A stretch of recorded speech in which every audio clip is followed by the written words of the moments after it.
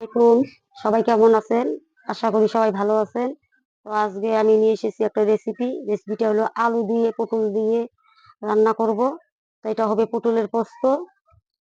তা পটলের পোস্তটা রান্না করতে কি কি লাগে আমি আপনাদেরকে দেখাচ্ছি। করতে কি কি লাগে, এখানে আমি সামান্য আদা আর ২-৩ কোয়ার মতন রসুন নিয়েছি। রসুনটাকে আমি বেটে নিয়েছি।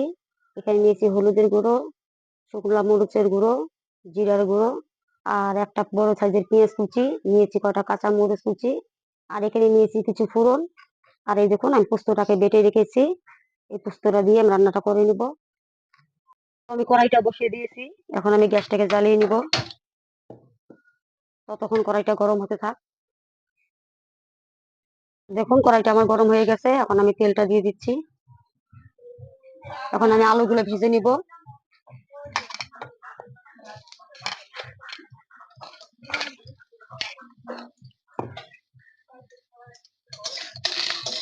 আলুগুলো আমি লাল লাল করে ভেজে নিব।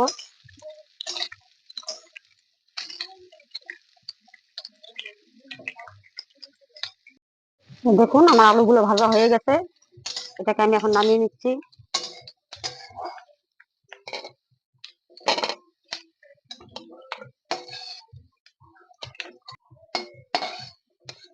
দেখুন, আমার সবগুলো আলু তোলা হয়ে গেছে।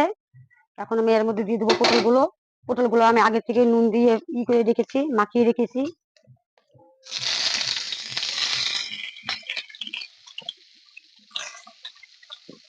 হালকা হালকা করে ভেজে নেওয়া লাগবে পটলগুলো।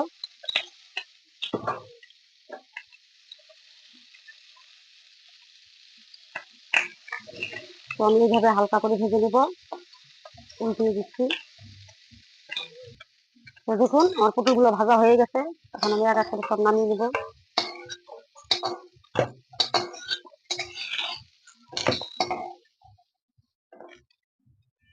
তো আমি কড়াইতে আরো তেল দিয়ে দিচ্ছি। এখানে আমি আরেকটু দিয়ে দিব। তো এখন আমি ফোড়নটা দিয়ে দিব। দিয়ে দিচ্ছি 2টা শুকনো মরিচ, আর এখানে দিয়ে দিচ্ছি কিছু ফোড়ন। এটাকে দিয়ে ভালো করে নাড়াচাড়া করে নিব।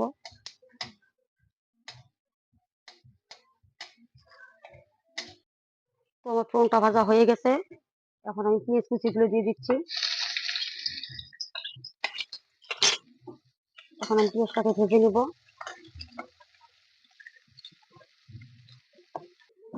তো আমার পেঁয়াজটা লাল লাল করে ভাজা হয়ে গেছে। এখন আমি এখানে দিয়ে দিচ্ছি মশলাগুলো। এখন আমি মশলাগুলো দিয়ে ভালো করে কষিয়ে নিব।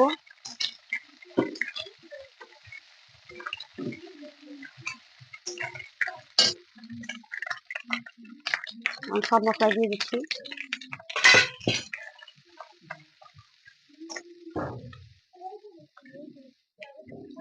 এটা আমার ভালো করে কষানো হয়ে গেলে এর মধ্যে আমি আলুগুলো দিয়ে দিব। দেখুন, আমার মশলাটা কষানো হয়ে গেছে। এখন এর মধ্যে দিয়ে দিচ্ছি আমি আলুগুলো।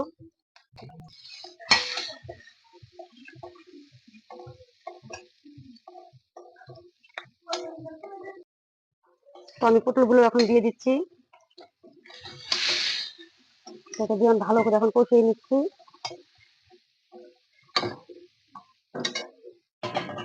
এখন দিয়ে দিব আমি এর মধ্যে স্বাদ মতো লবণ।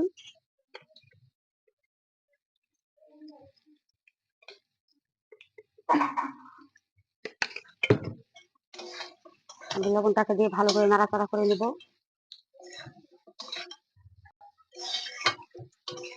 এটাকে আমি 2 মিনিটের মতন ঢাকা দিয়ে দিব।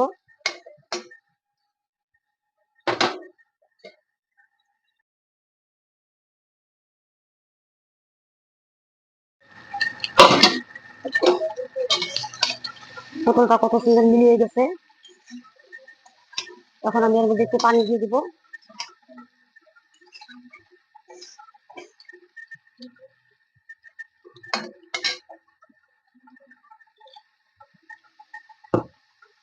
পানিটাকে দিয়ে কষিয়ে নিব।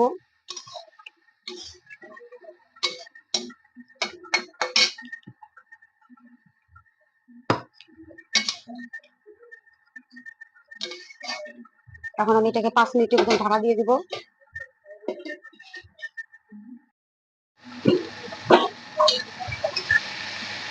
এটাকে আমি উল্টিয়ে দিচ্ছি। আমার আলুটা কিরকম যখন সিদ্ধ হয়ে গেছে, এখন এর মধ্যে দিয়ে দিব আমি পোস্তগুলো।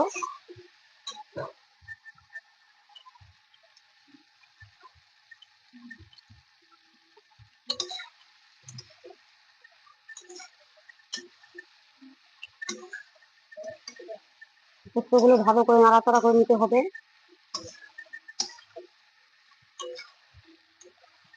পোস্তগুলোকে যে বাটিতে লাগা আসলো, সেই বাটিতে আমি পানি দিয়ে দিচ্ছি, দিয়ে পোস্তগুলোকে ধুয়ে নিলাম।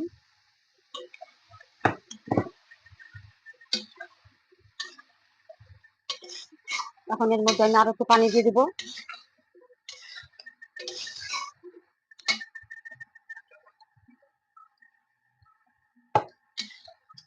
এখন দিয়ে দিচ্ছি 2টো কাঁচামরিচ।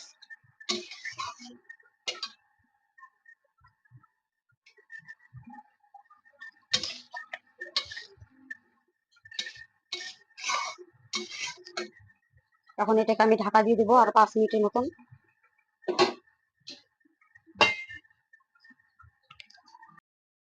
5 মিনিট হয়ে গেছে। এখন আমি এটাকে নাড়াচাড়া করে নিব। আমার তরকারিটা প্রায় হয়ে এসেছে।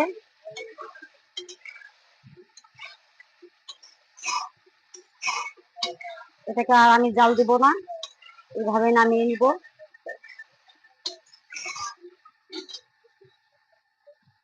তো এর মধ্যে আমি এখন দিয়ে দেবো একটুখানি ঘি।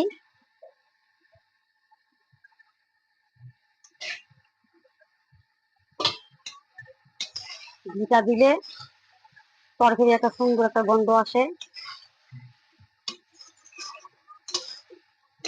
এটাকে আমি এখন নামিয়ে নিব।